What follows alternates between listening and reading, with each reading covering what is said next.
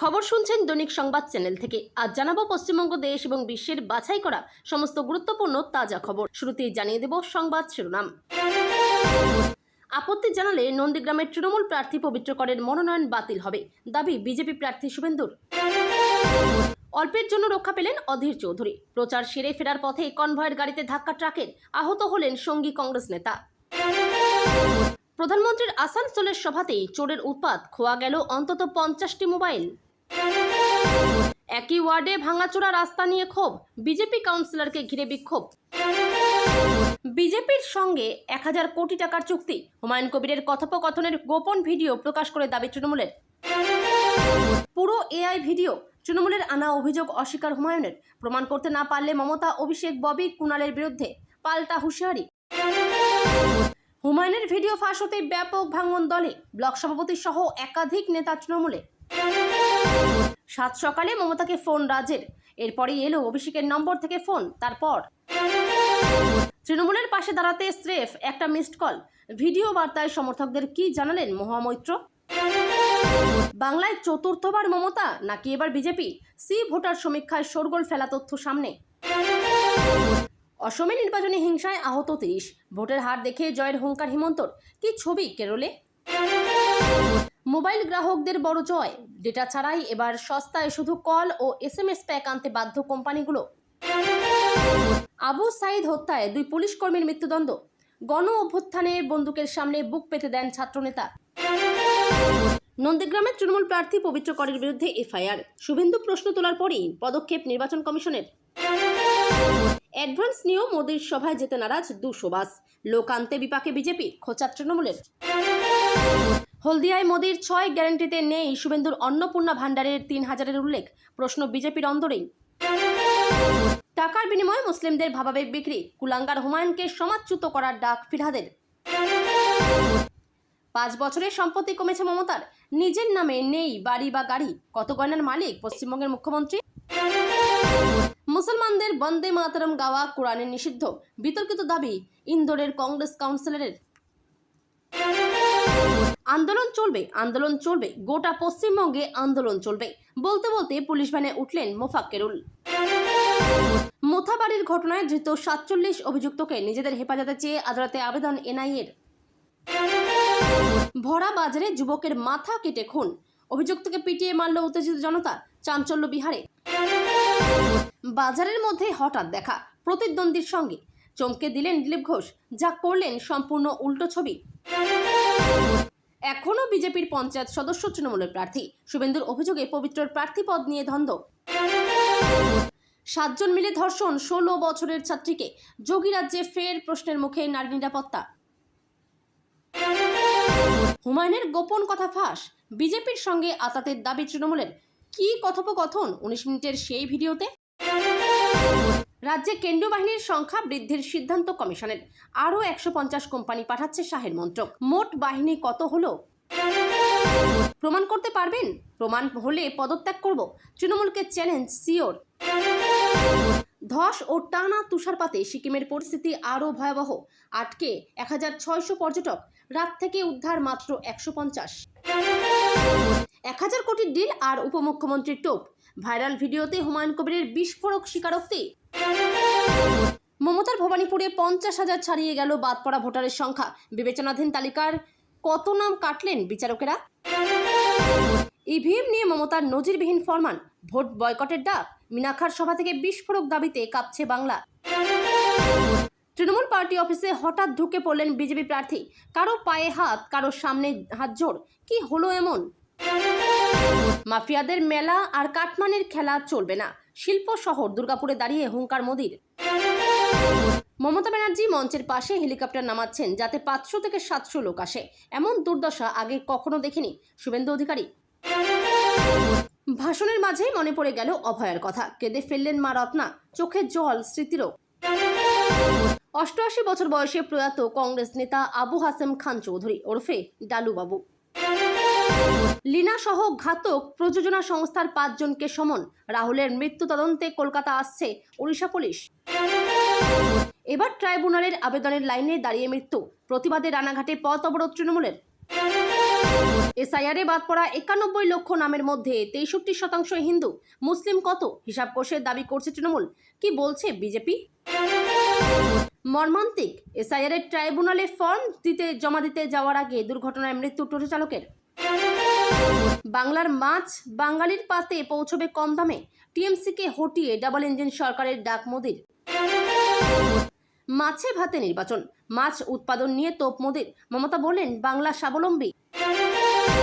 শাহকে খাইয়েও স্বপ্নভঙ্গ, মতুয়া নেতা সেই নবীন এখন খাটছেন তৃণমূলের হয়ে। কড়া নিরাপত্তা ঘেরাটোপে ভোট গ্রহণ চলছে অসম, কেরল, পুদুচেরিতে। কামাখ্যা মন্দিরে হিমন্ত।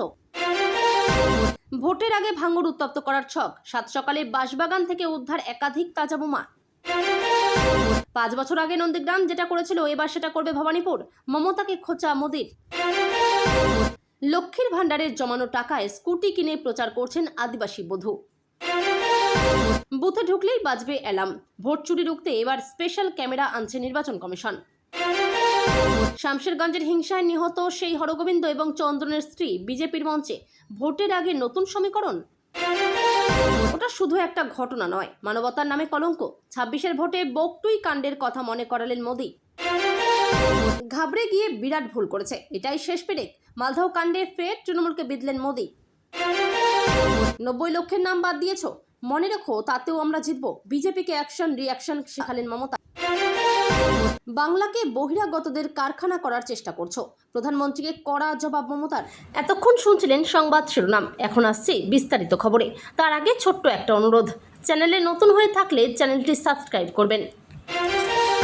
নাম না করে শুভেন্দু বলেন উনি বয়াল গ্রাম পঞ্চায়েতের পদ্মফুলের পঞ্চায়েত মেম্বার আর বিধানসভায় তৃণমূলের প্রতীকে লড়াই করছেন। আমি জানি উনি পদত্যাগ করেননি, কিন্তু আমি অবজেকশন দিলেই প্রার্থীপদ খারিজ হয়ে যাবে। তাই আপত্তি জানালে নন্দীগ্রামের তৃণমূল প্রার্থী পবিত্র করের মনোনয়ন বাতিল হয়ে যাবে, এমনটাই দাবি করলেন বিজেপি নেতা শুভেন্দু অধিকারী। বুধবার হলদিয়ায় প্রধানমন্ত্রী নরেন্দ্র মোদীর জনসভার প্রস্তুতি খতিয়ে দেখতে যান তিনি। পরে বিজেপি কার্যালয়ে এক সাংবাদিক বৈঠকে তিনি বলেন, আমি স্ক্রুটিনির সময় কোনো অবজেকশন দিইনি, আমার অবজেকশন দেওয়ার কোনো প্রয়োজন নেই, আমি নির্বাচনে হারাবো। অবজেকশন জানালে ওর প্রার্থী পদ চলে যায়। শুভেন্দু আরও বলেন, একটা লোক বিজেপির প্রতীকে পঞ্চায়েত সদস্য পদত্যাগ না করেই বিধানসভা তৃণমূলের প্রার্থী। নির্বাচন কমিশনকে আমি প্রশ্ন করতে চাই, কোন আইনে আছে ভারতের প্রাপ্তবয়স্ক নাগরিক একই সঙ্গে দুটি রাজনৈতিক দলের সদস্য হতে পারে? নাম না করে শুভেন্দু বলেন উনি বয়াল গ্রাম পঞ্চায়েতের পদ্মফুলের পঞ্চায়েত মেম্বার আর বিধানসভায় তৃণমূলের প্রতীকে লড়াই করছেন। আমি জানি উনি পদত্যাগ করেননি, কিন্তু আমি অবজেকশন দিলেই প্রার্থী পদ খারিজ হয়ে যাবে। তিনি আরও বলেন, ওকে তো কেউ চেনেই না, তাই আমি কোনো অবজেকশন দিইনি। কিন্তু নির্বাচন কমিশনকে আমি প্রশ্ন করতে চাই, রিটার্নিং অফিসারকে প্রশ্ন করতে চাই, কোন আইনে একজন পদ্মফুলের পঞ্চায়েত মেম্বার জোড়া ফুলের প্রার্থী হন? পরিস্থিতির গুরুত্ব বুঝে চালক দ্রুত গাড়ির স্টিয়ারিং বাঁদিকে ঘুরিয়ে দেন, ফলে অল্পের জন্য রক্ষা পায় অধীরের গাড়ি। তবে ট্রাকটি সোজা গিয়ে সামনে থাকা এসকর্ট গাড়ির পেছনে সজোরে ধাক্কা মারে। অল্পের জন্য বড় দুর্ঘটনার হাত থেকে রক্ষা পেলেন কংগ্রেস নেতা অধীর রঞ্জন চৌধুরী। মুর্শিদাবাদের কান্দি থেকে প্রচার সেরে ফেরার পথে তার গাড়ির কনভয়ে আচমকায় একটি ট্রাক ধাক্কা মারে। এই ঘটনায় আহত হয়েছেন দলের মিডিয়া বিভাগের চেয়ারম্যান কেতন জয়সওয়াল। সূত্রের খবর, কান্দি থেকে ফেরার সময় হঠাৎ একটি দ্রুতগতির ট্রাক নিয়ন্ত্রণ হারিয়ে অধীরের গাড়ির দিকে এগিয়ে আসে। পরিস্থিতির উপর গুরুত্ব বুঝে চালক দ্রুত গাড়ির স্টিয়ারিং বাঁদিকে ঘুরিয়ে দেন, ফলে অল্পের জন্য রক্ষা পায় অধীরের গাড়ি। তবে ট্রাকটি সোজা গিয়ে সামনে থাকা এসকর্ট গাড়ির পেছনে সজোরে ধাক্কা মারে। দুর্ঘটনায় এসকর্ট গাড়িটি মারাত্মকভাবে ক্ষতিগ্রস্ত হয় এবং তাতেই আহত হন কেতন জয়সওয়াল। তিনি ওই গাড়িতেই ছিলেন। সঙ্গে সঙ্গে তার প্রাথমিক চিকিৎসার ব্যবস্থা করা হয় বলে জানা গিয়েছে। মুর্শিদাবাদ জেলা কংগ্রেসের অভিযোগ, ঘটনার পর কান্দি থানায় ফোন করা হলেও দীর্ঘক্ষণ কোনো পুলিশ ঘটনাস্থলে পৌঁছয়নি। এই নিয়ে ক্ষোভ প্রকাশ করেছেন কংগ্রেস কর্মী সমর্থকরা। তাদের দাবি, নির্বাচনী সময়ে এমন ঘটনার পরও পুলিশের দেরিতে পৌঁছানো উদ্বেগজনক। প্রধানমন্ত্রী নরেন্দ্র মোদীর আসানসোলের সভায় মোবাইল চুরির অভিযোগ। 50টি মোবাইল চুরি হয়েছে বলে দাবি। একদল যুবক মোবাইল চুরি করেছে বলে অভিযোগ। তাদের দলে নাবালকও রয়েছে বলে দাবি। পুলিশে অভিযোগ দায়ের হওয়ার পরই কয়েকজন যুবক ও এক নাবালককে আটক করেছে হীরাপুর থানার পুলিশ। বৃহস্পতিবার আসানসোলের পোলো গ্রাউন্ডে প্রধানমন্ত্রীর মোদীর জনসভা ছিল। হীরাপুর থানার অন্তর্গত ওই মাঠে ভিড় করেছিলেন বিজেপি কর্মী সমর্থকরা। অনেকে আবার দেশের প্রধানমন্ত্রীকে দেখতে এসেছিলেন। অভিযোগ, এই ভিড়ের সুযোগ নিয়েই মোবাইল চুরি করেছে একদল যুবক। অভিযোগকারীদের দাবি, ভিড়ের সুযোগ নিয়ে প্রায় 10 থেকে 12 জন যুবকের দল এই কাণ্ড ঘটিয়েছে। পকেটের চেন খুলে মোবাইল চুরি করা হয়েছে বলে অভিযোগ।